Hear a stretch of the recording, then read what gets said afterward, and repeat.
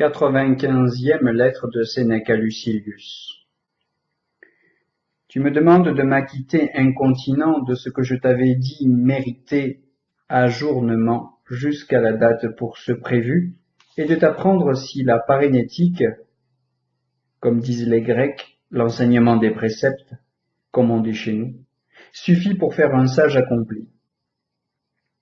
Je sais que tu prendrais ton parti d'une fin de non-recevoir. C'est une raison de plus pour moi de m'engager à fond, de manière à ne point rendre caduc le proverbe. Une autre fois, ne demande pas ce que tu ne voudrais pas obtenir.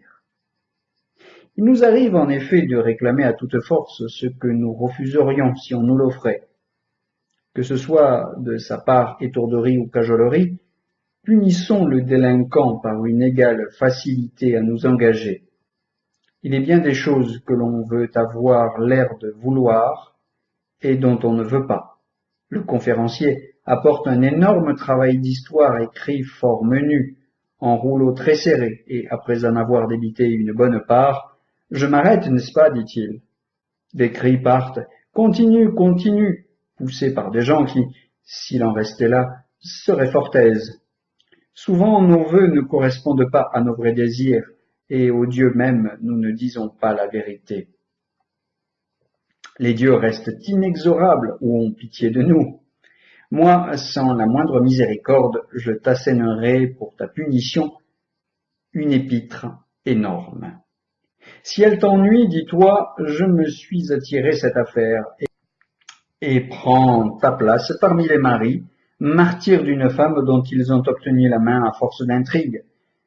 Les avares, dont un or amassé à la sueur de leur front fait le tourment, les ambitieux que des honneurs gagnés au prix de 1000 artifices et de 1000 efforts déchirent de tant d'épines, parmi ceux-là en un mot, qui sont en possession de mots dont ils sont les auteurs. Mais trêve de préambule, j'entre en matière. La vie heureuse, dit-on, est faite d'actions droites.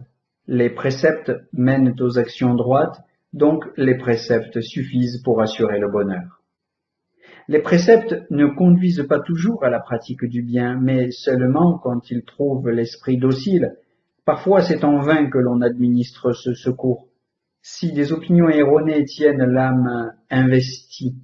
En second lieu, même en faisant bien, on ne sait pas qu'on fait bien, attendu qu'il est impossible à un homme quel qu'il soit, s'il n'est pas réformé radicalement, construit sur une base toute rationnelle, de remplir la complète harmonie et de savoir ce qu'il faut faire, comment le faire, pourquoi, envers qui et combien. Il ne peut s'efforcer de bien faire de toute son âme, non pas même avec constance ou affection, il regardera en arrière et il hésitera.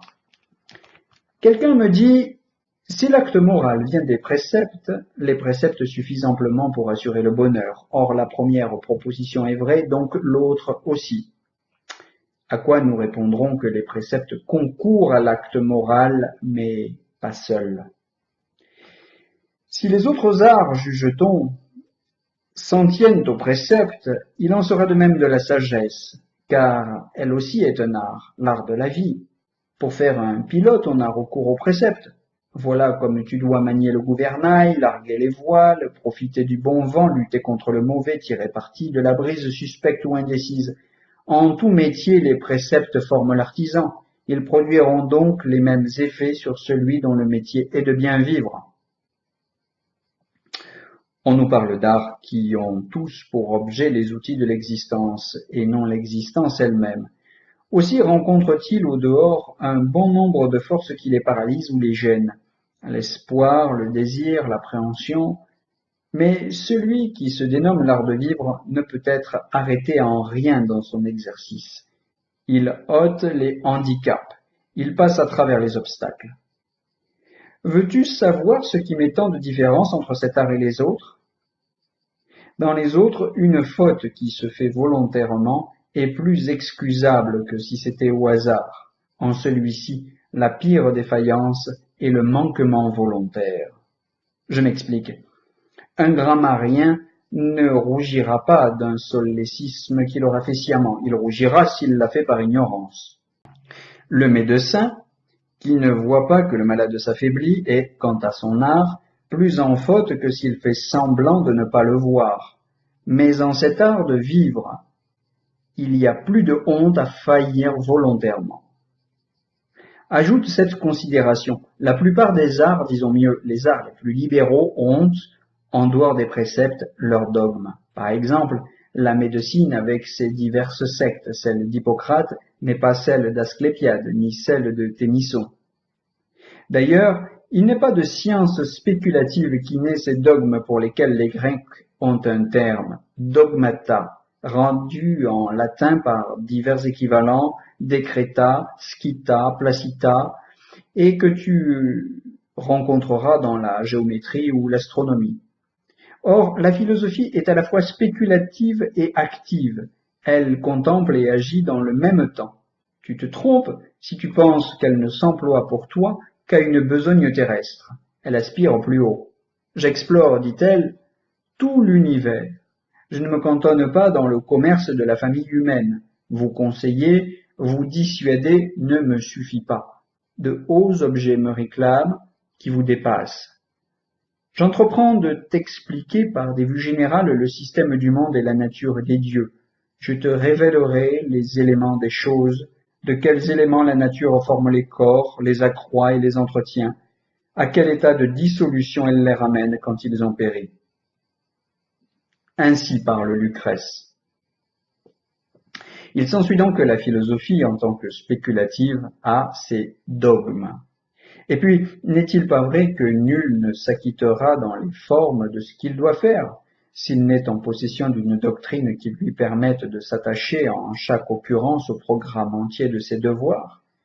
Observance impossible à qui aura reçu des préceptes de circonstance sans portée universelle.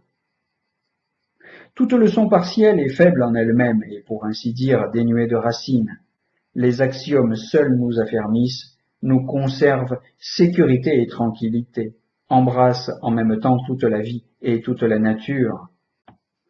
La même différence existe entre les axiomes de la philosophie et ses préceptes qu'entre les éléments et les parties d'un organisme. Celles-ci dépendent de cela. Ceux-là sont les causes de celles-ci comme de toutes choses. L'antique sagesse, dit-on, ne prescrivait rien de plus que ce qu'il faut faire ou éviter, et les hommes d'alors en valaient beaucoup mieux. Depuis que les doctes occupent la scène, il n'y a plus de gens de bien. La vertu simple et sans mystère s'est changée en une science ténébreuse et sophistique. On nous enseigne à discuter, non à vivre. Vous avez bien raison de le dire, cette vieille sagesse qui ne faisait que de naître était frustre, ainsi que tous les autres arts qui, en évoluant, se sont raffinés. Mais aussi, n'avait-on pas besoin pour l'or de cures attentives? L'immoralité n'était pas montée si haut, elle ne s'était pas étendue si largement, les remèdes pouvaient être aussi simples que les vices qu'on avait à combattre. Aujourd'hui, il faut un appareil de défense en rapport avec la véhémence des maux qui nous assaillent. La médecine était autrefois la science de quelques herbes propres à étancher le sang, à fermer les plaies. Plus tard, peu à peu, elle atteint à ce degré de complexité nuancée.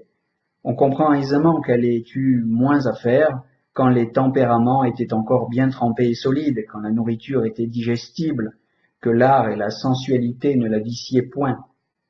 Depuis qu'au lieu d'apaiser la faim, on n'a plus cherché qu'à l'irriter, depuis qu'on n'a inventé ni l'assaisonnement pour exciter la gourmandise, ce qui était aliment pour l'estomac en appétit est fardeau pour un estomac plein. Dès lors, les misères se succèdent, teint plombé, convulsions des nerfs imprégnés de vin, maigreur de dyspeptique, plus lamentable que maigreur d'affamé, démarche incertaine et trébuchante, chancellement perpétuel comme dans un accès d'ivresse, sérosité s'infiltrant partout sous la peau, ballonnement d'une panse qui a pris le pli vicieux d'absorber plus que son compte, épanchement d'ictère, mauvaise pigmentation de la face, suintement du corps en pourriture à l'intérieur, doigts noués, recroquevillés, système nerveux émoussé, détendu, inertie ou palpitations d'organismes continuellement surexcités. Parlerai-je des vertiges? Parlerai-je des douleurs atroces de la vue et de l'ouïe, des pointes de migraine qui mettent la tête en feu, des ulcérations installées dans tous nos organes excréteurs? Et que dire de ces fièvres aux formes innombrables, qui tantôt se déchaînent d'un seul élan, tantôt s'insinuent en poison lent, tantôt se présentent accompagnés de frissons et de convulsions spasmodiques. Énumérerai-je d'autres mots sans nombre, rançon des plaisirs? Ils étaient exempts de ces fléaux, les hommes d'autrefois que les délices n'avaient pas amollis et qui n'avaient qu'eux-mêmes pour maîtres et serviteurs. Ils s'endurcissaient le corps à la peine, au vrai travail, se dépensant à la course, à la chasse, au labour. Le repas qui les attendait était de ceux que l'appétit seul fait trouver bons. C'est pourquoi ils n'avaient pas besoin d'un si grand appareil de médecin, de tant d'instruments chirurgicaux ou de boîtes à remèdes. Toute indisposition était simple comme la cause. La multiplicité des plats a multiplié les maladies.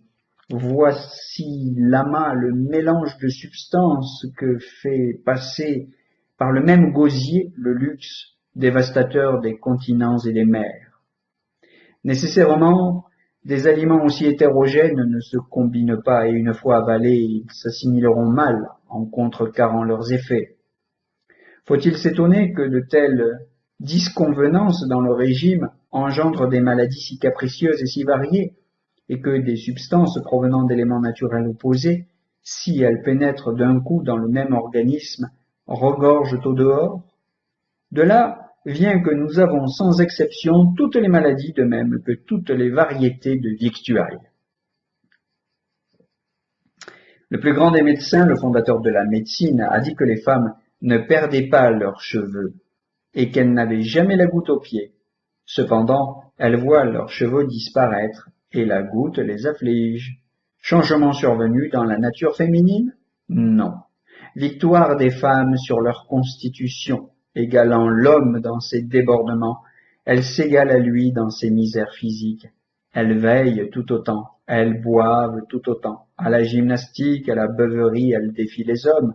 Comme eux, bourrant leur ventre qui demande grâce, elles le délivrent par le haut. Quant au vin absorbé, elles le rendent mesure pour mesure. Comme eux, elles grignotent de la neige, calmant d'un estomac en feu. Dans l'amour même, elles ne le cèdent plus au mal, mais pour le rôle passif. Elles ont poussé, que tous les dieux du ciel les anéantissent, la perversité inventive, jusqu'à saillir les mâles. Comment donc s'étonner que le plus grand des médecins, celui qui connaît le mieux la nature, reçoive un démenti, et qu'il y ait tant de femmes podagres et chauves? Elles ont galvaudé à force de vices le privilège de leur sexe.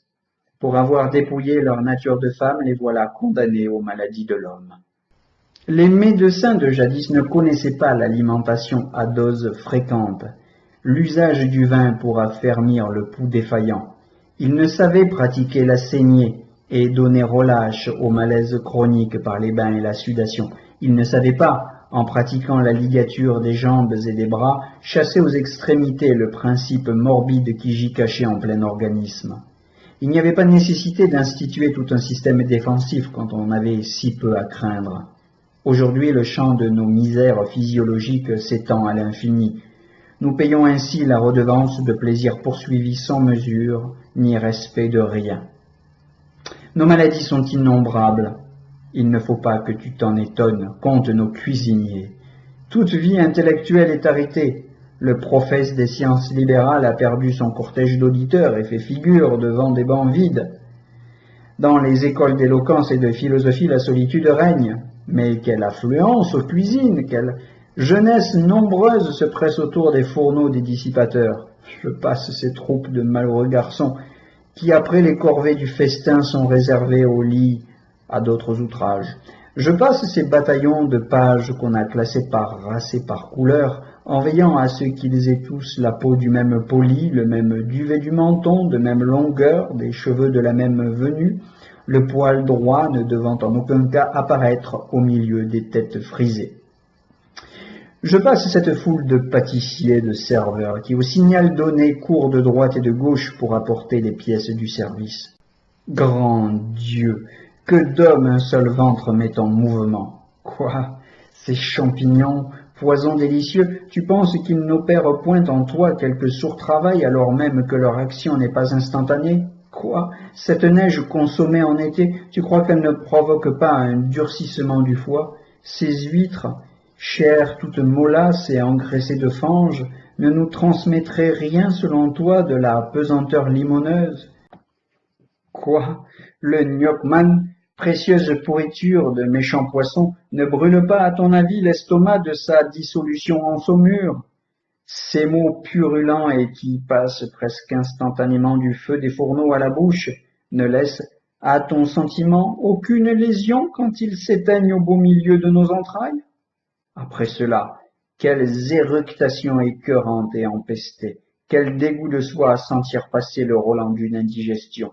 Sache-le, sache-le, dans l'estomac, ces substances absorbées ne se digèrent pas, elles s'élaborent en pourriture. Je me rappelle que l'on parlait beaucoup, à une certaine époque, d'un plat fameux où un traiteur, pressé d'en venir à sa ruine, avait entassé tout ce qui, dans le grand monde, retient à table après le jour tombé. Conque de Vénus, spondyle, huîtres rognées jusqu'à la partie comestible, avec une garniture de tours faisant saillie de place en place. Le tout porté sur un plancher d'oursin et de surmulets écartelés sans une arête. On est contrarié à présent de ne manger qu'une seule chose à la fois. On fait une synthèse de toutes les saveurs. On opère sur table un mélange qui devrait se faire normalement dans le tube digestif. J'attends le moment où l'on servira les mets tout mâchés. En fait, n'est-ce pas en être quasiment là que doter à l'avance valves et arêtes et de faire à un cuisinier la besogne de nos dents? C'est une fatigue que de se régaler par bribes. Servez-en une fois, transmuez le tout pour arriver à une saveur unique. Faut-il que j'allonge le bras pour un seul objet, qu'il en vienne plusieurs à la fois, que plusieurs services assemblent et unissent intimement les mets les plus distingués qu'ils portent? Du coup, ceux qui prétendaient que tout ce tripotage ne profite qu'à la vanité et à la gloriole devront se dire que nous n'en faisons pas une affaire de montre, mais de conscience gastronomique. Que l'on mette ensemble et à une seule sauce ce qui habituellement se sert à part. Brouillez le tout, brassez pêle-mêle en un bouillon, huîtres, oursins, spondyles, surmulets, servez. Dans un vomissement, il n'y aurait pas plus de mélange. À une telle confusion de substances correspondent des états pathologiques mal caractérisés, déroutants, hétéroclites, multiformes, auxquels la médecine est venue opposer son arsenal multiforme aussi de secours et d'observation clinique. J'en dirai tout autant de la philosophie, plus simple quand les fautes moins importantes ne demandaient qu'une médication légère. Elle a besoin, contre un renversement si général de nos mœurs, de mettre en œuvre tous ses moyens, et puisse-t-elle finalement à ce prix triompher de la corruption. Comme l'individu, la communauté est en démence. Nous réprimons les assassinats, les meurtres isolés. Mais les guerres? Mais l'égorgement des nations? Glorieux forfait? La cupidité, la cruauté ne connaissent plus de bornes. À vrai dire, tant qu'ils sont pratiqués dans l'ombre et par des individus, ces vices sont moins nuisibles, moins monstrueux. Mais c'est par senatus consultes, c'est par décret du peuple que les atrocités se consomment, et l'on commande aux citoyens, au nom de l'État, ce qui est interdit dans le particulier. Des actes que l'on paierait de sa tête, s'ils étaient clandestins, nous les vantons parce que leur auteur est en manteau de général. Les hommes que la nature a créés si doux trouvent à s'entrégorger de la joie dont ils n'ont pas honte. Ils font des guerres et les transmettent en héritage à leurs fils sans remords, alors qu'entre elles, les bêtes, brutes et féroces, vivent en paix. Pour combattre une frénésie qui avait étendu partout son empire, la philosophie a dû se montrer plus active. Elle a proportionné ses forces aux forces accrues de l'ennemi contre lequel elle s'armait. Avant, il était aisé de reprendre ceux qui avaient le goût du vin ou qui recherchaient une nourriture un peu délicate. Il ne fallait pas se donner grand-peine pour ramener à la sobriété des âmes qui ne s'en écartaient pas bien loin. Mais à présent, on a besoin de vos mains rapides, à présent de toute votre maîtrise, comme le dit Virgile. On cherche en tout et partout son plaisir. Il n'est point de vice qui demeure en ses limites. Le luxe incline à la cupidité. La notion de l'honnête est abolie. Il n'y a pas de honte là où sourit le profit. L'homme, chose sacrée pour l'homme, on l'égorge de nos jours par jeu et par passe-temps. L'instruire à infliger et à recevoir des blessures était déjà impie. Voici qu'on le traîne devant le public nu et désarmé. L'agonie d'un être humain suffit à faire le spectacle. Étant donné cette perversion des mœurs, il est besoin de coups particulièrement violents pour faire brèche dans le mal invétéré. Il faut procéder dogmatiquement afin d'arracher jusque dans leurs fondements les préjugés admis. Ajoutez au dogme, préceptes, consolations, exhortations pourront être efficaces. Tout seuls, ils sont sans effet. Si nous voulons tenir solidement les gens et les tirer du vice où ils sont engagés, qu'ils apprennent ce que c'est que le mal et ce que c'est que le bien, qu'ils sachent que tout, hors la vertu, est sujet à changer de nom, à devenir tantôt mal et tantôt bien. De même que le premier lien de la vie militaire est la foi jurée, l'amour du drapeau, la religieuse horreur de la désertion, et qu'après cela tout le reste, ordre, mission, sont signifiés sans difficulté à des hommes tenus par leur serment, de même, chez ceux qu'il s'agit de mener au bonheur, jetons d'abord de bonnes bases. Insignons-leur la vertu, qu'ils aient d'elle une vraie superstition, qu'ils n'aiment qu'elle, qu'ils veuillent vivre avec elle, que sans elle, ils refusent de vivre. Et quoi, dira-t-on, n'a-t-on pas vu certains, sans études savantes, qui se sont rendus hommes de bien et ont réalisé des progrès considérables rien que par l'observation des préceptes? Oui, certes, répondrai-je, mais c'étaient deux génies qui ont attrapé au passage les principes salutaires. Comme les dieux immortels n'ont pas eu de vertu à apprendre, s'en trouvant nativement pourvus, et comme il appartient à leur nature d'être bons, ainsi parmi les hommes, certaines natures privilégiées du sort arrivent au savoir, qui d'ordinaire se transmet par leçon, sans un long apprentissage. Oui, c'est possible, et se sont épris de l'honnête au premier mot qu'on leur en a dit. De là, ces caractères si prompts à s'approprier la vertu, si féconds, sans culture. Quant aux esprits émoussés, obtus, quant aux âmes que des habitudes perverses accaparent, il faut du temps et de la peine pour nettoyer cette rouille. Au reste, aussi vrai que ceux-là, portés au bien naturellement, sont haussés plus vite à la perfection, même ceux-ci qui sont moins forts seront épaulés et arrachés à leurs préjugés si on leur fait connaître les dogmes de la philosophie. La nécessité de ces dogmes saute aux yeux. Il y a en nous des penchants qui nous rendent paresseux pour certaines choses, téméraires pour d'autres. Comment réprimer cette audace? Comment réveiller cette inertie, à moins que d'en retrancher les causes, qui sont la fausse admiration et la fausse crainte?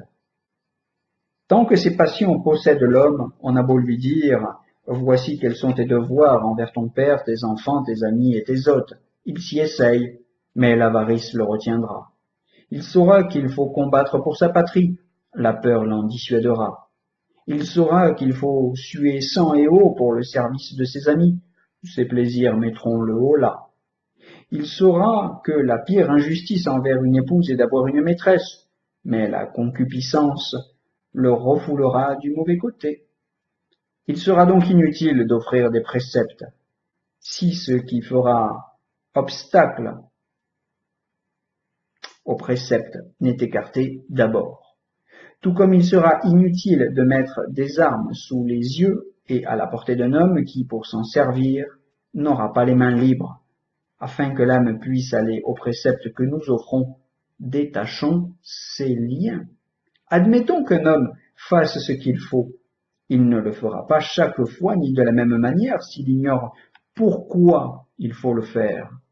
De temps à autre, par un hasard ou à force d'exercice, il fera preuve de rectitude, mais sans avoir en main la règle qui permet de tracer la ligne droite et d'être sûr que ce qu'on fait est droit. Quand on s'est montré homme de bien par hasard, on ne peut se promettre de le rester définitivement. Ensuite, tu obtiendras peut-être des préceptes qu'il fasse faire ce qu'il faut, mais tu n'obtiendras pas qu'ils fassent agir comme il faut. Puisqu'ils ne feront pas cela, ils ne mènent pas jusqu'à la vertu. Bien conseillé, on fera ce qu'il convient, je l'accorde, mais c'est encore trop peu, puisque le mérite n'est pas dans ce qu'on fait, mais dans la manière d'agir. Par exemple, rien ne serait plus déshonorant qu'un grand festin qui absorberait un sens de chevalier. Quel scandale serait plus digne de censure que celui d'un homme qui dépenserait pareille somme pour fêter l'anniversaire de son génie, comme on dit entre viveurs. Or, des festins d'entrée en fonction ont coûté un bon million de sesterces à des personnages fort économes. Si cette dépense avait eu la gourmandise pour mobile, elle aurait été honteuse. Mais s'il s'agit d'un honneur public, ce n'est plus blâmable, car ce n'est plus du luxe insolent, c'est une somptuosité au titre d'une charge officielle. Un surmulé d'une taille immense, pourquoi ne pas indiquer son poids afin que certaines gens en aient l'eau à la bouche, 4,5 livres à ce que l'on prétendait, fut offert à Tibère qui le fit porter au marché pour être vendu en disant « Mes amis, sauf complète erreur de ma part, ce surmulé, c'est Apicius qui l'achètera ou Octavius. » Sa conjecture se vérifia bien au-delà de son attente. Ils mirent enchère l'un contre l'autre. Octavius l'emporta, obtenant parmi les siens l'immense gloire d'avoir payé 5000 sesterces, un poisson que César vendait et qu'Apicius n'achetait pas. Débourser pareille somme était une honte pour Octavius. Quant à l'homme qui avait fait emplette du poisson pour l'envoyer à Tibère, cela n'était pas une honte, mais enfin, je le blâmerais lui aussi, admirateur d'un objet qu'il jugeait digne de l'empereur. Un ami se tient au chevet d'un ami malade. Nous l'en louons. Il n'est là que pour l'héritage. C'est un vautour, il attend un cadavre. Le même acte est honteux ou honorable. Tout dépend de la raison et de la manière de l'accomplir. Or, nous agirons toujours honorablement, et nous avons le culte de l'honnête, si nous l'estimons l'unique bien de l'homme, lui et ce qui découle de lui, tout le reste n'étant que bien d'un jour. Il faut donc inculquer des convictions qui gouvernent la vie entière. C'est là ce que j'appelle dogme. Telle sera la conviction, telles seront les actions, les pensées, telles seront les actions et les pensées, telle sera la vie. Des conseils distribués par bribes ne sauraient suffire lorsqu'on établit un système entier. Brutus, dans son traité du devoir, donne force préceptes aux parents, aux enfants, aux frères. Nul ne les mettra en œuvre comme il doit, s'il n'a des principes où les rapporter. Ayant devant les yeux la fin qui est le souverain bien, pour que vers elle tendent nos efforts. Sur elle s'orientent tous nos actes et toutes nos paroles. De même qu'il faut qu'une étoile dirige la course du marin. Sans but, la vie n'est que vagabondage. Si force est à l'homme de se proposer une fin, la nécessité des dogmes apparaît. Tu m'accorderas, je pense, qu'il n'est rien de pitoyable comme l'indécision, les flottements, les lâches reculades. En tout domaine, cela nous arrivera. Il faut délivrer les âmes de ce qui les retient, les distrait, les empêche d'aller de l'avant dans un effort de l'être tout entier. La manière dont il faut adorer les dieux est un thème ordinaire pour l'enseignement par précepte.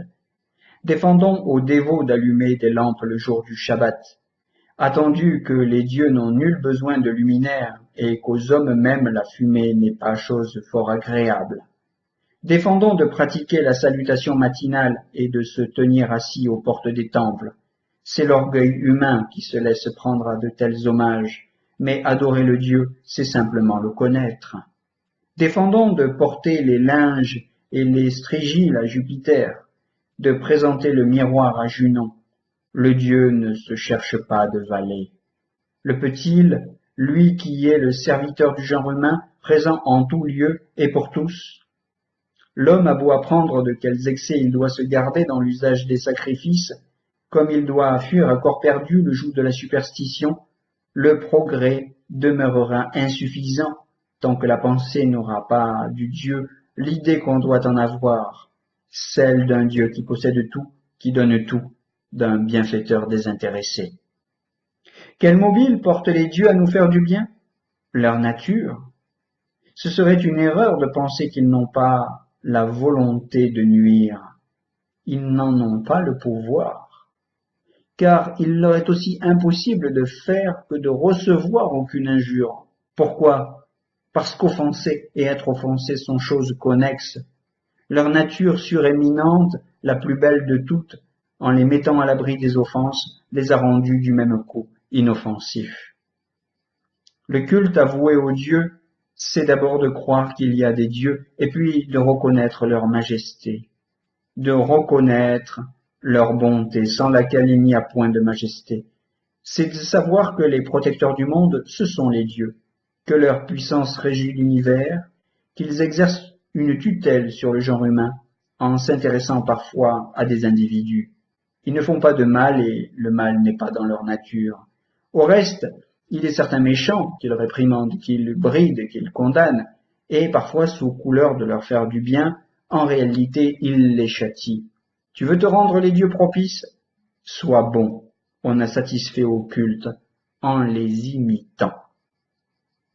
Une seconde question se pose. Comment en user avec les hommes? De quelle façon répondons-nous? Quels préceptes donnons-nous? D'épargner le sang des êtres humains? Que c'est peu de ne pas nuire à qui l'on doit faire du bien. La belle gloire vraiment pour un homme de n'être pas féroce envers les hommes. Nous lui prescrirons de tendre la main au naufragé, de montrer la route à celui qui s'égare, de partager son pain avec celui qui a faim. Mais quand lui expliquer tout au long ce dont il doit s'acquitter ou s'abstenir, pourquoi le faire? Quand je puis lui transmettre en quelques paroles l'abrégé du devoir humain.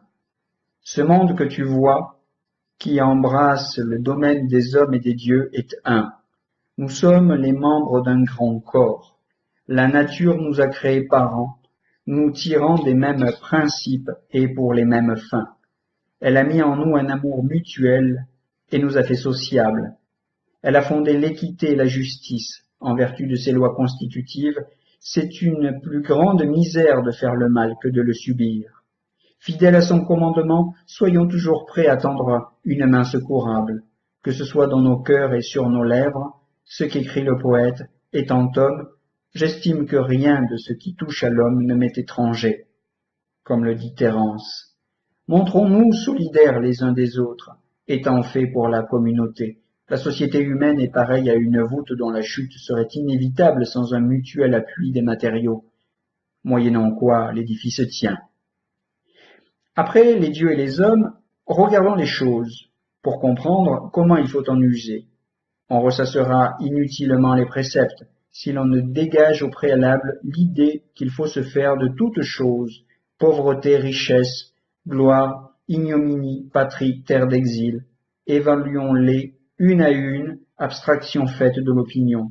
Demandons-nous ce qu'elles sont, et non comment on les appelle. Passons aux vertus. On nous prescrira de faire grand cas de la prudence, d'embrasser un idéal de courage, d'avoir acquaintance, encore plus intime s'il est possible, avec la justice qu'avec les autres vertus. Mais on perdra sa peine si nous ignorons ce qu'est la vertu, s'il n'y en a qu'une ou s'il y en a plusieurs, si elles sont distinctes ou conjointes, si en posséder une, c'est les posséder toutes, par où elles diffèrent. L'artisan n'a pas à faire des recherches sur l'origine ou sur l'exercice de son art, ni le pantomime, à en faire autant sur la technique de la danse. Tous les arts de cette sorte, quand on les a appris, se suffisent chacun à lui-même, car ils ne portent pas sur l'existence en général. La vertu, elle, est science d'elle-même, mais aussi d'autres choses qu'il faut étudier pour l'étudier elle-même. Une action ne sera pas droite si la décision ne l'est pas, car l'action découle de cette décision. La décision, de rechef, ne sera pas droite si l'état de l'âme n'est pas droit, puisqu'elle découle de cet état. Or, l'état de l'âme ne sera au point de perfection que lorsqu'on aura discerné le statut de l'existence humaine en général. Pesez le jugement apporté sur chaque chose et réduit ces choses à leur réalité. Il n'y a de tranquillité que chez ceux qui ont acquis un jugement immuable et assuré. Les autres perdent pied à tout moment, puis reprennent leur assiette, ils s'agitent dans une oscillation continuelle entre le désintérêt et le désir. Pourquoi cette agitation fiévreuse? C'est qu'il n'y a pas de fixité pour ceux qui s'attachent au moins sûr des guides, c'est-à-dire à l'opinion. Si l'on veut décider toujours les mêmes choses, il faut vouloir le vrai. Or, on n'arrive pas au vrai sans le secours des dogmes. Ils embrassent toute la vie, le bien et le mal, honnêteté et vice, actes justes et injustes, pieux et simples, vertus et pratiques des vertus, commodités matérielles, considération, honneur, santé, force, beauté, finesse des sens, autant de choses qui exigent un taxateur. Donnons-nous le moyen de savoir pour quelle valeur chacune d'elles doit être déclarée au sens. Car tu t'abuses et tu estimes certains objets plus qu'ils ne valent. Tu t'abuses au point que ce qui est le plus estimé dans le monde, richesse, crédit, puissance, devrait compter tout juste pour un sesterce. Voilà ce que tu ne sauras point si tu ne t'es reporté au règlement qui définit la valeur de ces choses.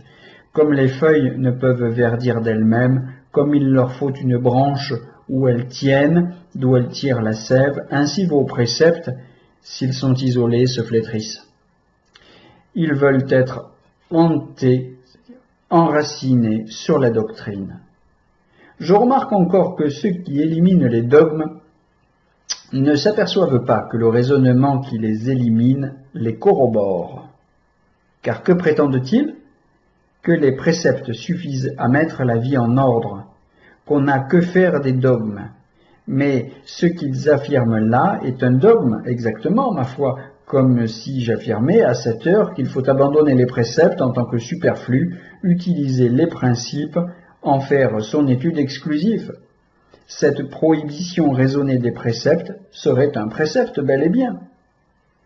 En philosophie, certains cas exigent un conseil, certains autres tout un appareil de preuve, parce qu'ils sont enveloppés d'obscurité et qu'avec une attention extrême et une extrême pénétration, on peut à peine les éclaircir. Si les preuves y sont nécessaires, le seront de même les principes qui d'un ensemble de preuves dégagent la vérité. Certaines réalités sont évidentes, certaines obscures. Les réalités évidentes sont ce que le sens ou la mémoire saisissent. Les autres, ce qui échappe à leur portée. Or, les idées évidentes n'épuisent pas le contenu de la raison.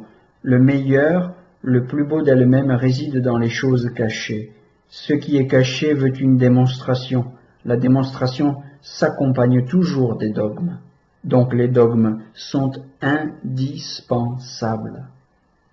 Ce qui engendre l'assentiment commun est aussi ce qui engendre un sentiment parfait, à savoir une immuable persuasion de la vérité des choses.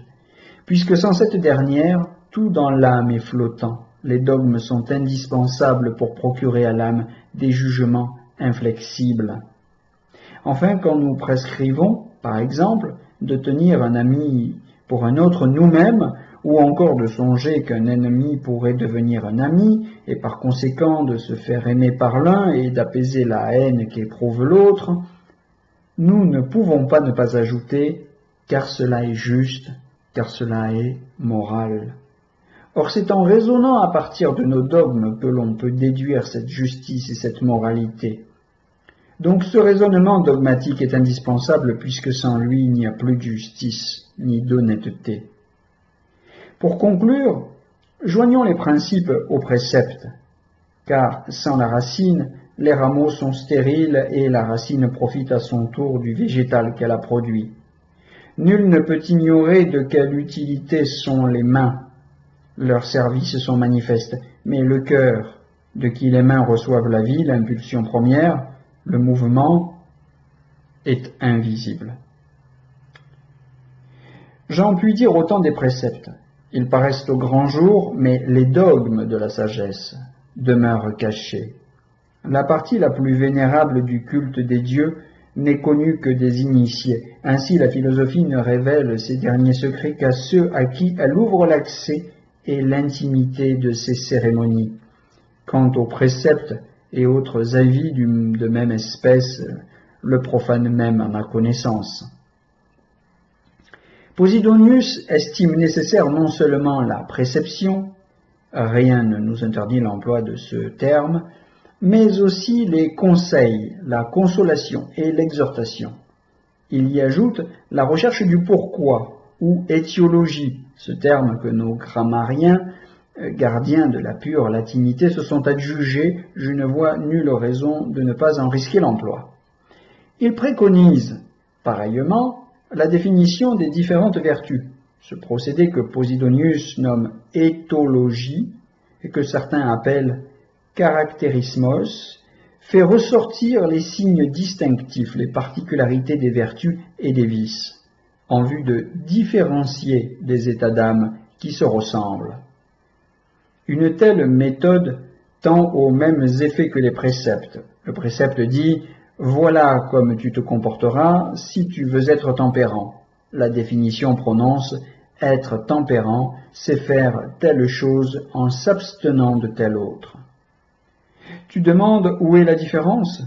Le premier donne les préceptes de la vertu, la seconde en donne un exemple. Les définitions de cette sorte, ou pour employer le mot des fermiers de l'impôt, les états signalétiques ont leur utilité, j'en conviens.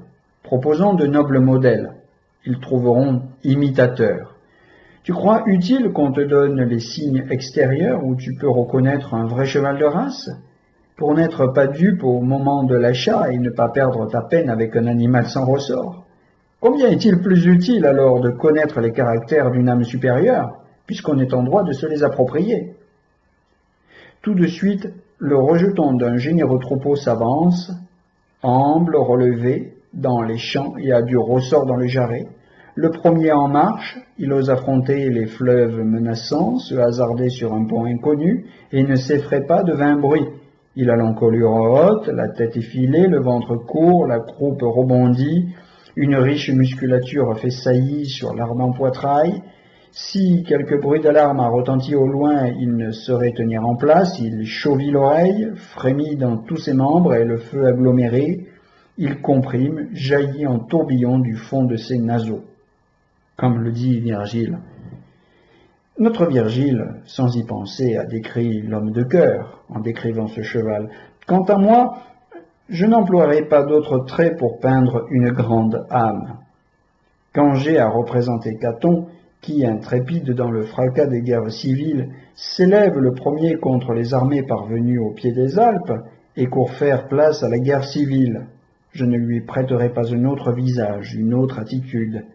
Personne, à vrai dire, ne pouvait s'avancer plus fièrement que l'homme qui se dresse tout à la fois contre César et contre Pompée, et, quand tous caressaient l'une ou l'autre faction, défia les deux chefs et fit voir que la République, elle aussi, avait son parti. Oui, c'est peu dire, à propos d'un Caton, qu'il ne s'effraie pas de vains bruits. Voyez, des bruits trop réels, trop proches ne l'effraient pas. En face de 10 légions, des auxiliaires gaulois, des combattants barbares mêlés à nos nationaux, il émet une parole libre. Il exhorte la République à ne pas transiger, mais à cette heure, à risquer tout pour la cause de la liberté, car elle sauvegardera mieux son honneur en tombant dans la servitude qu'en y courant. Quelle vigueur, quel enthousiasme, et dans l'universel désarroi, quelle assurance! Il sait qu'il est le seul dont la condition ne soit pas en jeu, que la question n'est pas comment Caton va-t-il être libre, mais vivra-t-il parmi des hommes libres? De là son mépris des périls et des épées. On admire l'invincible constance d'un homme que n'ébranle pas la chute de tout un monde, et l'on se plaît à répéter « une riche musculature fait saillie sur l'ardent poitrail ». Il y aura profit non seulement à marquer la caractéristique ordinaire des hommes vertueux, à dessiner leur personnalité dans le détail de leurs traits, mais à raconter quels hommes ils furent, à représenter par exemple la dernière, la généreuse blessure de Caton, par où s'est exhalée l'âme de la liberté, la sagesse de Lélius et son entente avec l'ami Scipion, la belle conduite de l'autre Caton dans sa vie privée et publique, les lits en planches de Tubéron avec leur peau de bouc en guise de couverture, et devant le temple même de Jupiter, de la vaisselle d'argile placée devant les convives. N'était-ce pas diviniser la pauvreté dans le Capitole? Supposons que je n'ai du personnage que ce trait pour l'admettre au rang des Catons. Le jugeons-nous insuffisant? Ce festin public fut une censure publique. Oh, que les gens épris de gloire savent peu ce qu'est la gloire et comment il faut y viser. Ce jour-là, le peuple romain vit la vaisselle d'un grand nombre de citoyens, la vaisselle d'un seul eut son admiration. Les ustensiles d'or et d'argent de tous ces gens-là ont été brisés et 1000 fois refondus. L'argile de Tubéron durera autant que les siècles.